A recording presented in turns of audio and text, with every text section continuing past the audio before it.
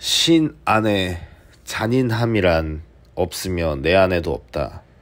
해를 가하겠다는 의도 없이 공격하는 사람은 아무도 없다. 여기에 예외가 있을 수 없다. 자기 방어를 위해서 공격한다고 생각하는 것은 잔인해지는 것이 보호이며 잔인하기 때문에 안전하다고 말하는 것이다. 그것은 다른 사람을 해치는 것이 그대에게 자유를 가져온다는 믿음을 의미한다. 공격하는 것은 지금 그대가 처한 상태를 뭔가 더 나은, 더 안전한, 위험한 침입이나 두려움으로부터 보다 안전한 상태로 바꾼다는 것을 의미한다.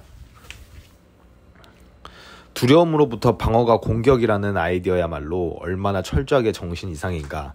왜냐하면 여기에서 두려움이 탄생하고 피를 들이키며 점점 자라서 부풀어 오르고 마침내 걷잡을 수 없게 되기 때문이다. 이로써 두려움이 보호되며 두려움을 벗어날 수 없다. 오늘 우리는 더 이상의 지연을 막아내고 그대가 상상할 수 있는 불필요한 비참함을 벗어나게 할 수 있는 레슨을 배운다. 그것은 이러하다. 그대는 막아내려고 방어하는 것을 오히려 만들어낸다.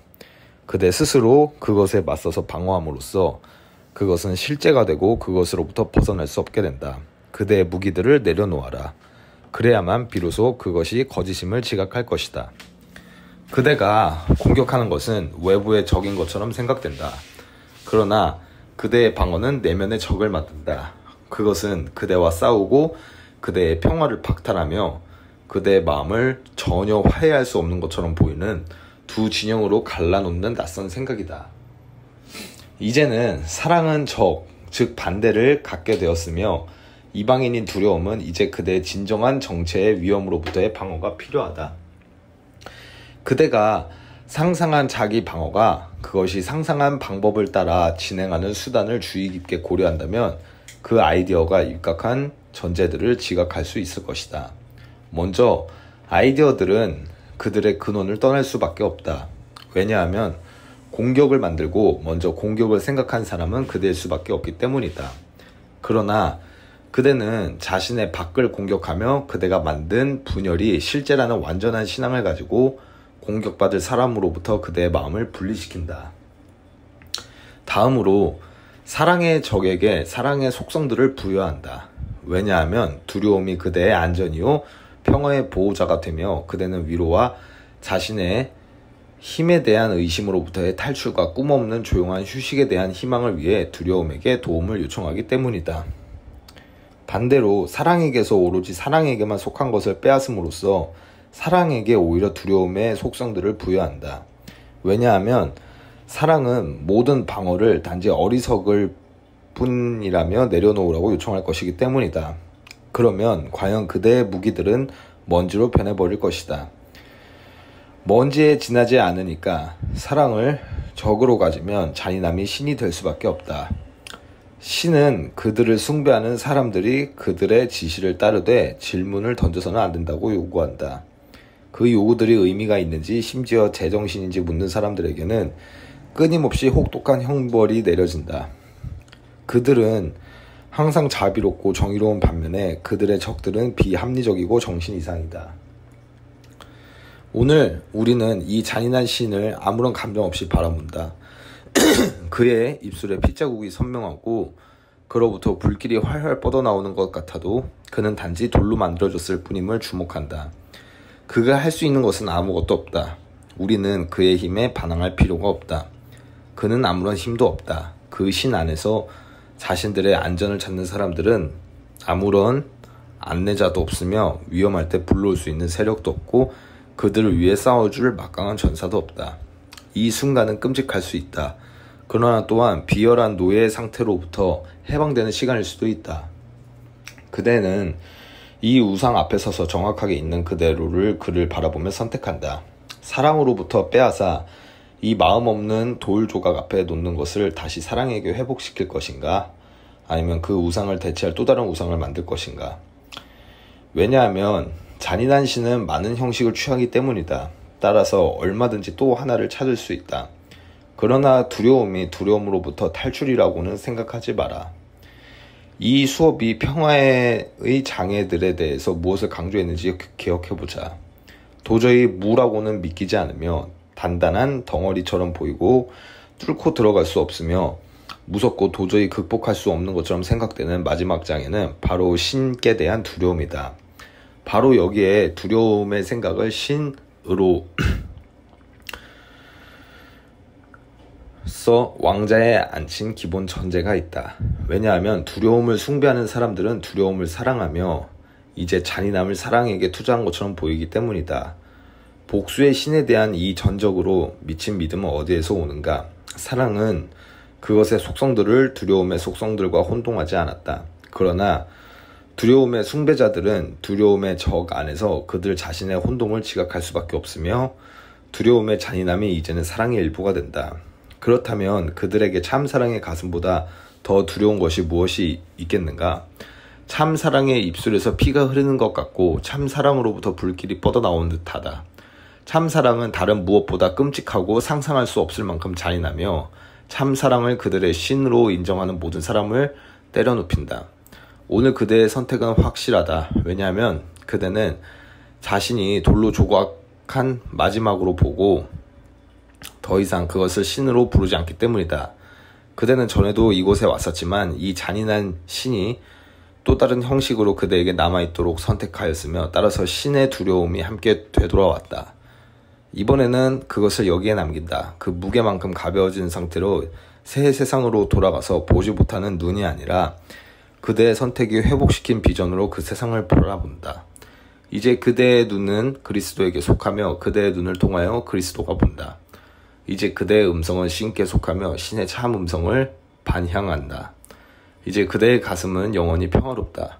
그대는 우상들 대신에 성부를 선택하였으며 창조주께서 주신 그대의 속성들이 마침내 그대에게 회복되었다.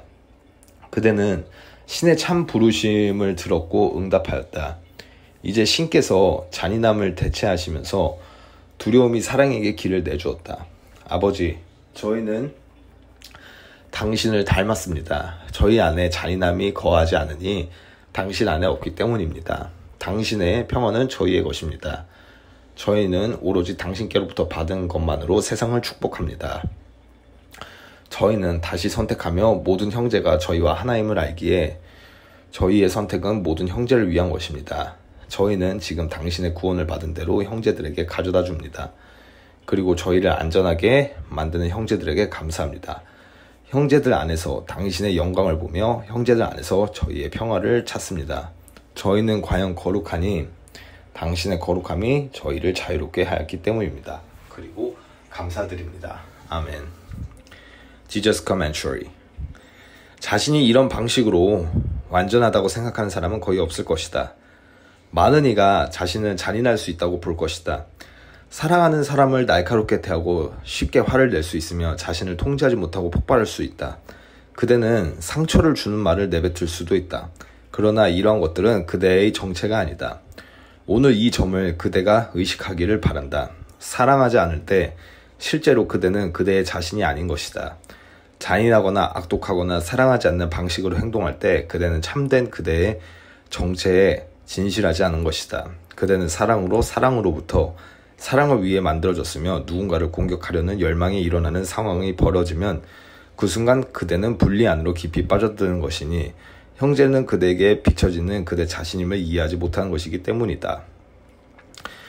형제는 그대의 의식의 일부이니 형제에 대한 이야기는 그대의 의식 안에 있기 때문이다.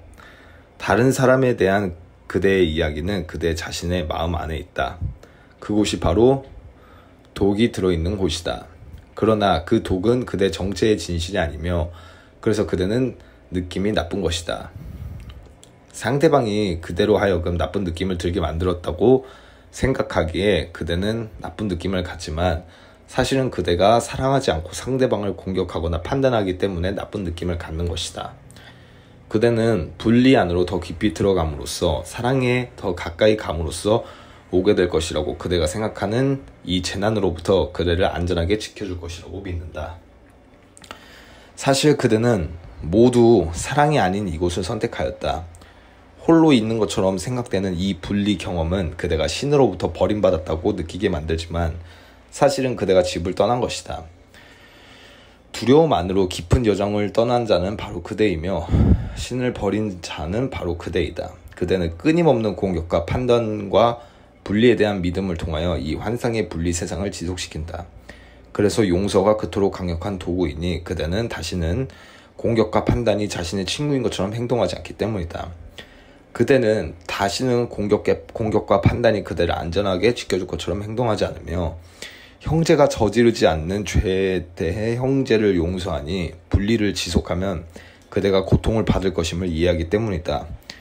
형제의 마음이 거짓된 믿음과 아이디어로 오염되었다 할지라도 그는 그의 행동에 책임이 없다. 그는 단지 혼동 상태에 있을 뿐이다. 그는 자신이 무엇을 하는지 알지 못하므로 그대를 그는 용서해야 된다. 그렇게 용서할 때 그대는 안도하면서 느낌이 좋아질 것이다.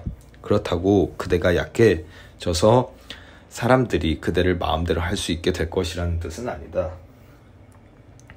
그대가 그들의 죄를 곱씹지 않을 것임을 의미한다. 그대는 끊임없이 어떻게 복수할지 혹은 그들을 어떻게 바꿀지 등을 생각하지 않을 것이다. 그대는 그들을 혼동 상태임을, 그들의 행동을 사랑하지 않음을 받아들이며 그들에게 직접 행동으로는 아니더라도 최소한 마음 안에서 생각으로 사랑을 제공한다. 그대는 그들을 허용하며 그들을 자유롭게 한다. 그럼으로써 그대는 자신을 부정적인 믿음과 아이디어로 오염되지 않도록 한다. 그대가 누군가를 용서하고 다시는 그 사람에 대해 생각하지 않으며 잘못된 것은 실제가 아니야 라고 말할 때 마음의 평화를 되찾는 자는 바로 그대이다. 계속 그를 판단하고 그가 저질렀다고 지각되는 죄 때문에 마음속 고통을 받으면 잊어버린 마음 부분을 되찾아오는 자는 바로 그대이다. 누군가는 이렇게 말할 것이다. 살인자, 소아성애 병자, 그리고 강간한 자는 용서할 수 없어. 그대에게 그렇게 하라는 것은 아니다. 단지 그대의 과거를 보내버리라는 것이다. 그대의 동반자, 그대의 아이들, 가까운 그대의 동료들을 용서하라는 것이다. 아무도 그대에게 살인자나 소아성애 병자를 용서라고 요청하지 않는다. 자신의 삶에서 그런 경험을 하는 자들이 있을 것이다. 적어도 오늘은 그 경험을 하는 자는 그대가 아니다. 누군가 과거의 악랄한 방법으로 그대를 학대했다 하더라도 계속 원망하는 것은 그대를 해칠 뿐이다. 다른 어느 누구도 해치지 않는다. 그대의 의식 안에서 용서하지 않을 때 고통을 받는 자는 바로 그대이다. 여전히 자신의 마음을 오염시키는 사람들을 마음속에 붙잡고 있다면 그 적을 위해 기도하라. 그들이 원하는 것을 모두 얻게 해달라고 기도하라. 왜냐하면 그들은 그대가 자신에게 감췄지만 이제는 드러난 그대의 한 측면임을 이제는 그대는 이해하기 때문이다.